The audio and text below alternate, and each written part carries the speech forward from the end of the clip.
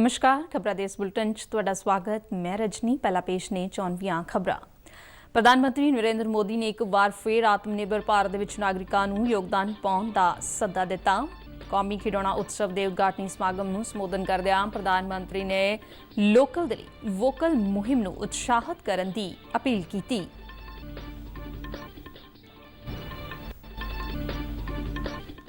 श्री गुरु रविदास जी का 644वां प्रकाश पुरब अज भरपूर श्रद्धा ते उत्साह के नाल मनाया जा रहा है। राष्ट्रपति, प्रधानमंत्री और मुख्यमंत्री ने प्रकाश पुरब मौके देशवासियों नूं वधाइयां दित्तियां। प्रधानमंत्री नरेंद्र मोदी बल्कि मन की बात प्रोग्राम राहीं देशवासियों नूं संबोधन करनगे। केंद्रीय गृह मंत्रालय ने कोविड-19 की निगरानी और कंटेनमेंट के लिए नवे दिशा निर्देश जारी किए।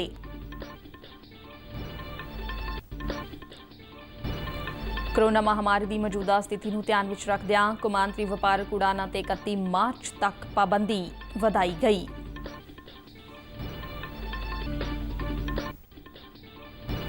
देश भर में हुण तक 1 करोड़ 42 लाख सेहत कर्मचारियों और अगलेरी कतार के कामियां का कोविड टीकाकरण किया गया। हुण खबरां विस्तार नाल। प्रधानमंत्री नरेंद्र मोदी ने कहा कि असीं सारिਆਂ ने रल मिल के देश ਨੂੰ आत्मनिर्भर बनाउणा है ਅਤੇ ਨਾਲ ही लोकल ਦੇ ਲਈ वोकल भी होना है। पहले कौमी टॉय फेयर 2021 के उद्घाटन मौके समागम ਨੂੰ वर्चुअल माध्यम राਹੀਂ संबोधन करदिआं प्रधानमंत्री ने कहा कि साडे देश की खिडौना सनअत ਦੇ ਵਿੱਚ बहुत वड्डी ताकत है जो आत्मनिर्भर अभियान ਦੇ ਵਿੱਚ योगदान दे सकती है। प्रधानमंत्री ने कहा कि देश के पहले खिडौना उत्सव का मकसद सदियां पुरानियां रिवायतां, खेडां ਅਤੇ खिडौणिਆਂ ਨੂੰ मंच प्रदान ਕਰਨ ਦੀ ਲੜੀ ਵਿੱਚ ਇੱਕ ਯਤਨ है। उन्होंने कहा कि प्लेटफॉर्म मार्केटिंग, कारोबारियां और डिजाइन ਨੂੰ ਲੈ ਕੇ विचार चर्चा का मौका प्रदान करेगा। एक व्यापारिक या आर्थिक कार्यक्रम भर नहीं है। ये कार्यक्रम देश की सदियों पुरानी खेल और उल्लास की संस्कृति को मजबूत करने की एक कड़ी है।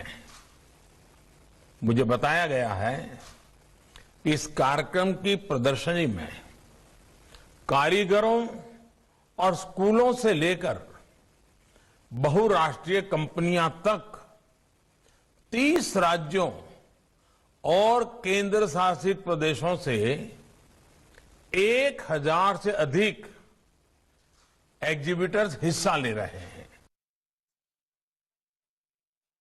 प्रधानमंत्री ने आत्मनिर्भर भारत ਅਤੇ लोकल ਦੇ ਲਈ वोकल होने ਦੀਆਂ ਮੁਹਿੰਮਾਂ तहत देश की खिडौना सनअत ਨੂੰ ਉਤਸ਼ਾਹਿਤ ਕਰਨ ਦਾ ਸੱਦਾ ਦਿੱਤਾ ਗਿਆ ਸੀ, ਜਿਸ ਤਹਿਤ ਵਰਚੁਅਲ ਮਾਧਿਅਮ ਰਾਹੀਂ ਇੰਡੀਆ ਟॉय फेयर ਦਾ ਆਯੋਜਨ ਅੱਜ ਤੋਂ ਕੀਤਾ ਜਾ ਰਿਹਾ ਹੈ। ਇਹ ਵਰਚੁਅਲ ਖਿਡੌਣਾ ਉਤਸਵ 2 ਮਾਰਚ ਤੱਕ ਚੱਲੇਗਾ। ਇਸ ਖਿਡੌਣਾ ਉਤਸਵ ਦੇ ਵਿੱਚ ਸਨਅਤ ਦੇ ਵੱਖ-ਵੱਖ ਹਿੱਤਧਾਰਕਾਂ ਵੱਲੋਂ ਵਰਚੁਅਲ ਮਾਧਿਅਮ ਰਾਹੀਂ ਸ਼ਿਰਕਤ ਕੀਤੀ ਜਾਵੇਗੀ। ਇਹ ਪਲੇਟਫਾਰਮ ਕਾਰੋਬਾਰੀਆਂ, ਨਿਰਯਾਤਕਾਂ ਅਤੇ ਉਪਭੋਗਤਾਵਾਂ ਨੂੰ ਇੱਕ ਮੰਚ ਪ੍ਰਦਾਨ ਕਰੇਗਾ। ਇਸ ਪਲੇਟਫਾਰਮ ਤੇ ਹਰੇਕ ਵਰਗ ਦੇ ਲਈ ਸਿੱਖਿਆਦਾਇਕ, ਵਿਗਿਆਨਕ ਅਤੇ ਹੋਰ ਮਨੋਰੰਜਨ ਖਿਡੌਣੇ ਉਪਲਬਧ ਹੋਣਗੇ। ਇਸ ਉਤਸਵ ਰਾਹੀਂ ਸਰਕਾਰ ਅਤੇ ਖਿਡੌਣਾ ਸਨਅਤ ਇੱਕ ਮੰਚ ਤੇ ਭਾਰਤ ਨੂੰ ਨਿਰਮਾਣ ਹੱਬ ਵਜੋਂ ਵਿਕਸਿਤ ਕਰਨ ਦੇ ਲਈ ਵਿਚਾਰ ਚਰਚਾ ਕਰਨਗੇ। ਇਸ ਤੋਂ ਇਲਾਵਾ ਇਸ ਦੌਰਾਨ ਖਿਡੌਣਾ ਸਨਅਤ ਦੇ ਵਿੱਚ ਨਿਵੇਸ਼ ਨੂੰ ਆਕਰਸ਼ਿਤ ਕਰਨ ਅਤੇ ਬਰਾਮਦਕਾਂ ਨੂੰ ਉਤਸ਼ਾਹਿਤ ਕਰਨ ਦੇ ਵੱਖ-ਵੱਖ ਪਹਿਲੂਆਂ ਤੇ ਵੀ ਚਰਚਾ ਕੀਤੀ ਜਾਵੇਗੀ। ਇਸ 4 ਦਿਨਾਂ ਉਤਸਵ ਦੌਰਾਨ ਖਰੀਦਦਾਰ, ਵਿਕਰੇਤਾ, ਵਿਦਿਆਰਥੀ, ਅਧਿਆਪਕ ਅਤੇ ਡਿਜ਼ਾਈਨਰ ਜਿਹੇ ਸਾਰੇ ਹਿੱਤਧਾਰਕ ਵਰਚੁਅਲ ਪਲੇਟਫਾਰਮ ਰਾਹੀਂ ਸਨਅਤ ਦੇ ਵਿਕਾਸ ਦੇ ਲਈ ਆਪਸੀ ਗੱਲਬਾਤ ਦਾ ਹਿੱਸਾ ਬਣਨਗੇ। ਇਸ ਖਿਡੌਣਾ ਉਤਸਵ ਦੇ ਵਿੱਚ 30 ਸੂਬਿਆਂ ਤੇ ਕੇਂਦਰ ਸ਼ਾਸਿਤ ਪ੍ਰਦੇਸ਼ਾਂ ਦੇ ਕਾਰੋਬਾਰੀਆਂ ਅਤੇ ਨਿਰਯਾਤਕਾਂ ਵੱਲੋਂ 1000 ਤੋਂ ਵੱਧ ਉਤਪਾਦ ਪ੍ਰਦਰਸ਼ਨੀਆਂ ਲਗਾਈਆਂ ਜਾਣਗੀਆਂ, ਜਿਨ੍ਹਾਂ ਵਿੱਚ ਭਾਰਤ ਦੇ ਰਿਵਾਇਤੀ ਖਿਡੌਣਿਆਂ ਸਮੇਤ ਇਲੈਕਟ੍ਰੋਨਿਕ ਖਿਡੌਣੇ, ਬੁਝਾਰਤਾਂ ਅਤੇ ਹੋਰ ਖੇਡਾਂ ਸ਼ਾਮਲ ਕੀਤੀਆਂ ਜਾਣਗੀਆਂ। ਇਸ ਉਤਸਵ ਦੌਰਾਨ ਕੌਮੀ ਅਤੇ ਕੌਮਾਂਤਰੀ ਪੱਧਰ ਤੇ ਪ੍ਰਸਿੱਧ ਬੁਲਾਰਿਆਂ ਵੱਲੋਂ ਵੈਬਨਾਰਾਂ ਦੇ ਵਿੱਚ ਸ਼ਿਰਕਤ ਕੀਤੀ ਜਾਵੇਗੀ ਅਤੇ ਨਾਲ ਹੀ ਪੈਨਲ ਚਰਚਾ ਦਾ ਹਿੱਸਾ ਬਣਨਗੇ।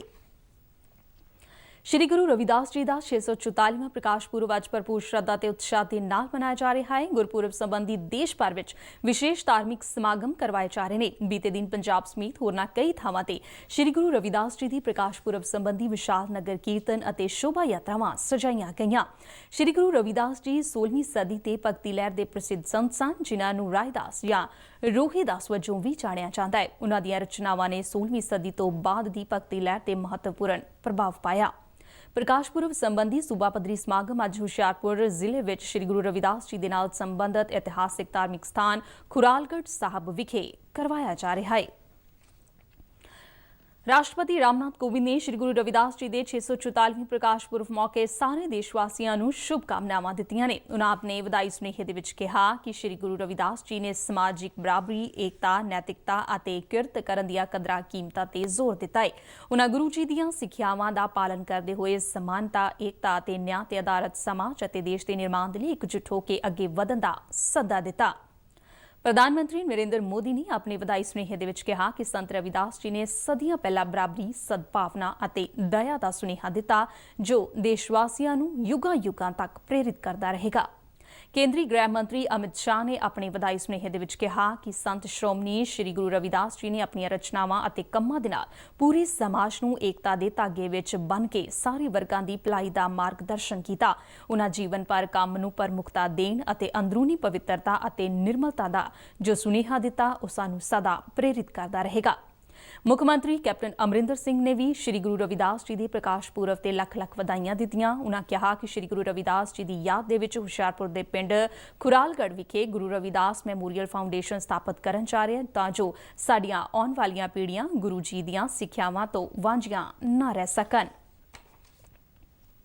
ਪ੍ਰਧਾਨ ਮੰਤਰੀ ਨਰਿੰਦਰ ਮੋਦੀ ਭਲਕੇ ਸਵੇਰੇ 11 ਵਜੇ ਆਕਾਸ਼ਵਾਣੀ ਦੇ ਚਰਚਿਤ ਪ੍ਰੋਗਰਾਮ ਮਨ ਕੀ ਬਾਤ ਰਾਹੀਂ ਦੇਸ਼ਵਾਸੀਆਂ ਦੇ ਨਾਲ ਰੂਬਰੂ ਹੋਣਗੇ।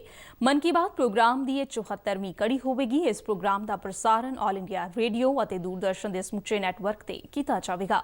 ਇਸ ਤੋਂ ਇਲਾਵਾ ਇਸ ਪ੍ਰੋਗਰਾਮ ਨੂੰ DD news, all India radio, PMO ਅਤੇ ਸੂਚਨਾ ਤੇ ਪ੍ਰਸਾਰਣ ਮੰਤਰਾਲਾ ਦੇ YouTube ਚੈਨਲਾਂ ਤੇ ਸੁਣਿਆ ਜਾ ਸਕਦਾ ਹੈ।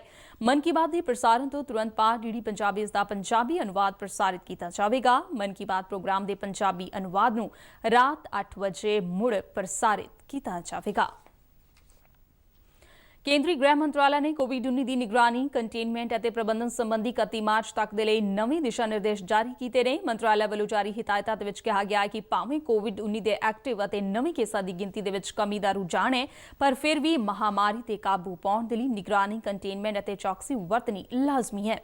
ਮੰਤਰਾਲਾ ਨੇ ਹਿਦਾਇਤਾਂ ਦੇ ਵਿੱਚ ਸੂਬਿਆਂ ਤੇ ਕੇਂਦਰ ਸ਼ਾਸਿਤ ਪ੍ਰਦੇਸ਼ਾਂ ਨੂੰ ਵਿਸ਼ਾਣੂ ਦੀ ਸੰਚਾਰ ਲੜੀ ਨੂੰ ਤੋੜਨ ਦੇ ਲਈ ਟੀਕਾਕਰਨ ਮੁਹਿੰਮ ਨੂੰ ਹੋਰ ਤੇਜ਼ ਕਰਨ ਦੀ ਸਲਾਹ ਦਿੱਤੀ ਹੈ। ਮੰਤਰਾਲਾ ਨੇ ਕਿਹਾ ਕਿ ਮਹਾਮਾਰੀ ਤੋਂ ਪ੍ਰਭਾਵਿਤ ਇਲਾਕਿਆਂ ਦੇ ਵਿੱਚ ਕੰਟੇਨਮੈਂਟ ਜ਼ੋਨਾਂ ਦੀ ਪਹਿਚਾਣ ਬੇਹੱਦ ਧਿਆਨ ਦੇ ਨਾਲ ਕੀਤੀ ਜਾਣੀ ਚਾਹੀਦੀ ਹੈ ਅਤੇ ਇਹਨਾਂ ਜ਼ੋਨਾਂ ਦੇ ਵਿੱਚ ਕੋਵਿਡ ਸੰਬੰਧੀ ਨਿਯਮਾਂ ਦੀ ਸਖਤੀ ਦੇ ਨਾਲ ਪਾਲਣਾ ਨੂੰ ਯਕੀਨੀ ਬਣਾਇਆ ਜਾਵੇ। ਮੰਤਰਾਲਾ ਨੇ ਸੂਬਿਆਂ ਨੂੰ ਕੋਵਿਡ ਅਨੁਕੂਲ ਮਾਹੌਲ ਨੂੰ ਉਤਸ਼ਾਹਿਤ ਕਰਨ ਅਤੇ ਹਿਦਾਇਤਾਂ ਨੂੰ ਸਖਤੀ ਦੇ ਨਾਲ ਲਾਗੂ ਕਰਵਾਉਣ ਲਈ ਵੀ ਕਿਹਾ ਹੈ। ਇਹਨਾਂ ਹਿਦਾਇਤਾਂ ਮੁਤਾਬਿਕ ਆਗਿਆ ਵਾਲੀਆਂ ਗਤੀਵਿਧੀਆਂ ਦੇ ਲਈ ਮਿਆਰ ਸੰਚਾਲਨ ਪ੍ਰਕਿਰਿਆ ਨੂੰ ਵੀ ਸਖਤੀ ਦੇ ਨਾਲ ਲਾਗੂ ਕਰਨ ਦੇ ਨਿਰਦੇਸ਼ ਦਿੱਤੇ ਗਏ ਨੇ।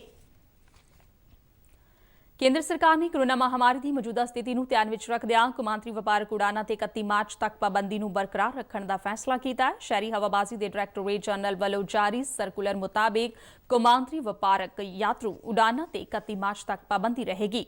DGCA ਦੇ ਸਰਕੂਲਰ ਮੁਤਾਬਿਕ ਕੇਸ ਤੋਂ ਕੇਸ ਦੇ ਆਧਾਰ ਤੇ ਸੰਬੰਧਿਤ ਅਧਿਕਾਰਤ ਅਥਾਰਟੀ ਵੱਲੋਂ ਚੋਣਵੇਂ ਰੂਟਾਂ ਤੇ ਕੌਮਾਂਤਰੀ ਉਡਾਨਾਂ ਦੀ ਆਗਿਆ ਦਿੱਤੀ ਜਾਵੇਗੀ। ਉਨ੍ਹਾਂ ਕਿਹਾ ਕਿ ਇਹ ਪਾਬੰਦੀਆਂ ਕਾਰਗੋ ਉਡਾਨਾਂ ਤੇ ਲਾਗੂ ਨਹੀਂ ਹੋਣਗੀਆਂ ਅਤੇ ਵੰਦੇ ਭਾਰਤ ਮਿਸ਼ਨ ਤਹਿਤ ਵਿਸ਼ੇਸ਼ ਕੌਮਾਂਤਰੀ ਉਡਾਨਾਂ ਵੀ ਜਾਰੀ ਰਹਿਣਗੀਆਂ। ਸਰਕੂਲਰ ਮੁਤਾਬਿਕ ਏਅਰ ਬਬਲ ਦੇ ਵਿੱਚ ਵੀ ਕੌਮਾਂਤਰੀ ਉਡਾਨਾਂ ਨੂੰ ਪਾਬੰਦੀ ਤੋਂ ਮੁਕਤ ਰੱਖਿਆ ਗਿਆ ਹੈ। ਭਾਰਤ ਵੱਲੋਂ ਅਮਰੀਕਾ, ਬਰਤਾਨੀਆ, ਸੰਯੁਕਤ ਅਰਬ ਅਮਾਰਾਤ, ਕੀਨੀਆ, ਭੂਟਾਨ ਅਤੇ ਫਰਾਂਸ ਸਣੇ ਹੋਰਨਾਂ ਕਈ ਮੁਲਕਾਂ ਦੇ ਨਾਲ ਏਅਰ ਬਬਲ ਸਮਝੌਤੇ ਕੀਤੇ ਗਏ ਨੇ। ਇਹਨਾਂ ਸਮਝੌਤਿਆਂ ਤਹਿਤ ਦੋ ਦੇਸ਼ ਆਪਸ ਦੇ ਵਿੱਚ ਸਿੱਧੀ ਹਵਾਈ ਯਾਤਰਾ ਨੂੰ ਪ੍ਰਵਾਨਗੀ ਦਿੰਦੇ ਨੇ। ਦੇਸ਼ ਭਰ ਵਿੱਚ ਹੁਣ ਤੱਕ 1,42 ਲੱਖ ਸਿਹਤ ਕਰਮਚਾਰੀਆਂ ਅਤੇ ਫਰੰਟ ਲਾਈਨ ਵਰਕਰਾਂ ਦਾ ਕੋਵਿਡ ਟੀਕਾਕਰਨ ਕੀਤਾ ਜਾ ਚੁੱਕਿਆ ਹੈ। ਸਿਹਤ ਮੰਤਰਾਲਾ ਵੱਲੋਂ ਦਿੱਤੀ ਗਈ ਜਾਣਕਾਰੀ ਮੁਤਾਬਿਕ ਬੀਤੇ 24 ਘੰਟਿਆਂ ਦੇ ਵਿੱਚ 7,69,000 ਕੋਵਿਡ ਦੀਆਂ ਖੁਰਾਕਾਂ ਦਿੱਤੀਆਂ ਗਈਆਂ। ਕੋਵਿਡ-19 ਦੇ ਅਗਲੇ ਗੇੜ ਤਹਿਤ 60 ਸਾਲ ਤੋਂ ਵੱਧ ਉਮਰ ਦੇ ਨਾਗਰਿਕਾਂ ਨੂੰ ਵੈਕਸੀਨ ਲਗਾਉਣ ਦਾ ਅਮਲ 1 ਮਾਰਚ ਤੋਂ ਸ਼ੁਰੂ ਹੋਵੇਗਾ। ਇਸੇ ਪੜਾਅ ਦੌਰਾਨ ਹੋਰਨਾਂ ਅਲਾਮਤਾਂ ਤੋਂ ਪੀੜਿਤ 45 ਸਾਲ ਤੋਂ ਵੱਧ ਉਮਰ ਦੇ ਨਾਗਰਿਕਾਂ ਦਾ ਵੀ ਟੀਕਾਕਰਨ ਕੀਤਾ ਜਾਵੇਗਾ। ਇਸ ਗੇੜ ਦੀ ਟੀਕਾਕਰਨ ਦੇ ਲਈ 10,000 ਵੈਕਸੀਨੇਸ਼ਨ ਸੈਂਟਰ ਸਥਾਪਿਤ ਕੀਤੇ ਗਏ ਨੇ। ਸਰਕਾਰੀ ਕੇਂਦਰਾਂ ਦੇ ਵਿੱਚ ਇਹ ਵੈਕਸੀਨ ਮੁਫਤ ਲਗਾਈ ਜਾਵੇਗੀ। ਇਸੇ ਦੌਰਾਨ ਦੇਸ਼ ਦੇ ਵਿੱਚ ਕੋਵਿਡ-19 ਤੋਂ ਸਿਹਤਯਾਬ ਹੋਣ ਦੀ ਦਰ 97.14 ਹੋ ਗਈ ਹੈ। ਬੀਤੇ 24 ਘੰਟਿਆਂ ਦੇ ਵਿੱਚ 12,000 ਤੋਂ ਵੱਧ ਮਰੀਜ਼ ਸਿਹਤਯਾਬ ਹੋਏ।